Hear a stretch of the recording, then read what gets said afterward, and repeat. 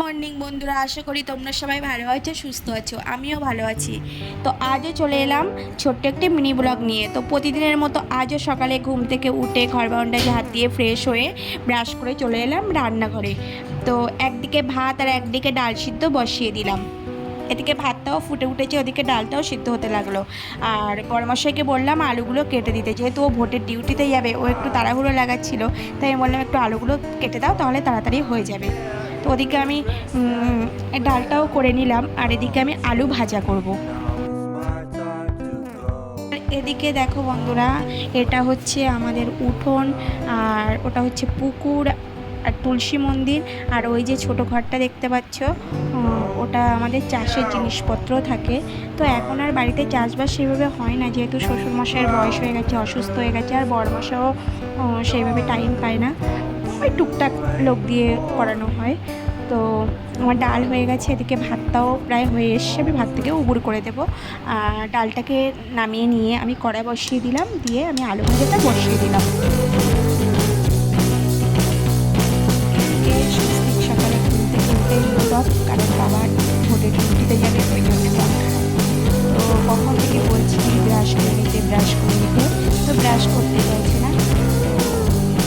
কালকে বাবার সাথে গিয়ে রং কিনে এনেছে, সেগুলো তোমাদের দেখাচ্ছি।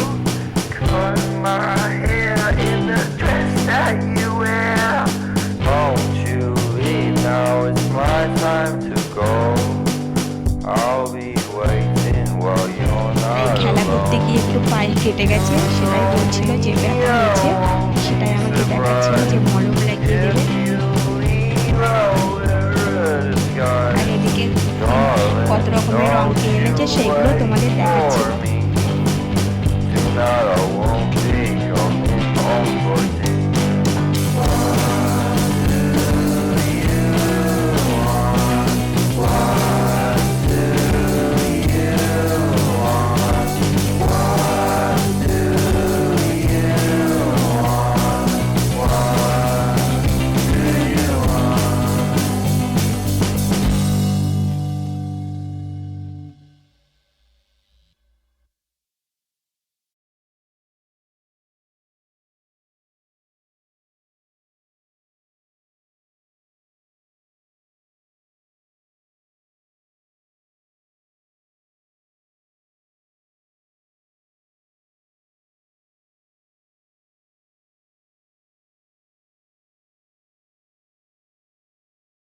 তো এদিকে আমার আলু ভাজাটাও প্রায় হয়ে এসছে, আমি নামিয়ে নেব।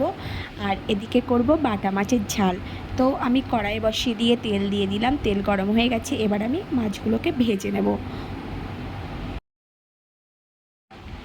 তো বড়মশাই তো ডিউটিতে চলে যাবে, আর ও সকালে মাছ খেতে চায় না। তো আমি বললাম মাছের ঝোল দিয়ে খেয়ে যেও, তো বললো না আমি মাছ খাবো না, আমি ডাল আলু ভাজা দিয়ে খেয়ে যাব। তো আমরা বাড়িতে 4 জন। তো এই এতটা মাছ জানি না খেতে পারবো কিনা। পাঠা মাছগুলো তো বড় বড়ই ছিল, আর ছেলে বললো মা কাটবে না, গোটা গোটা রাখবে। তো আমি গোটাই রেখেছি, একটা মাছ কেটেছি। আর এদিকে স্বস্তিক একটু পড়তে বসেছে।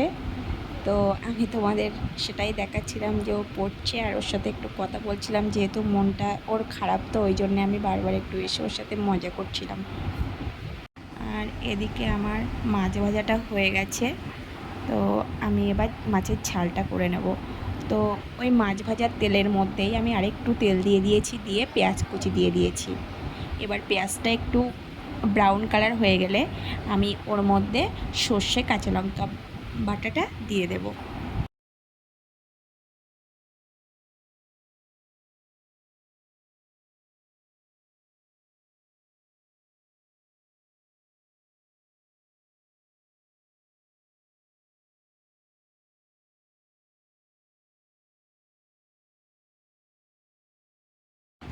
তো সর্ষে কাঁচা লঙ্কা বাটা দিয়ে দিয়ে এবার ওর মধ্যে আমি পরিমাণ মতো জল দিয়ে দিয়েছি।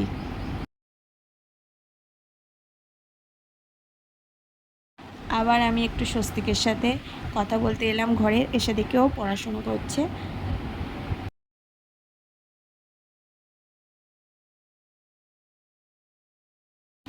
আর এদিকে ঝোলটা ফুটে গেছে ভালোভাবে, তো আমি এবার মাছগুলোকে দিয়ে দেব।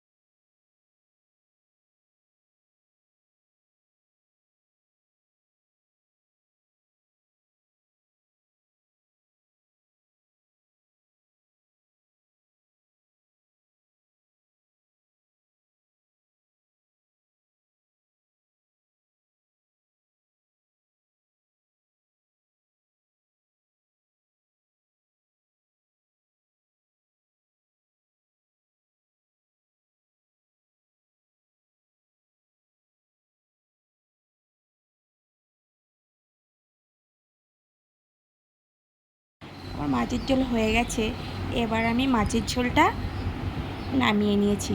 তো আজকের ভিডিওটা এই পর্যন্তই বন্ধুরা। যদি তোমাদের ভালো লাগে অবশ্যই সাবস্ক্রাইব করো, লাইক কমেন্ট শেয়ার করো। ভালো থেকো, সুস্থ থেকো।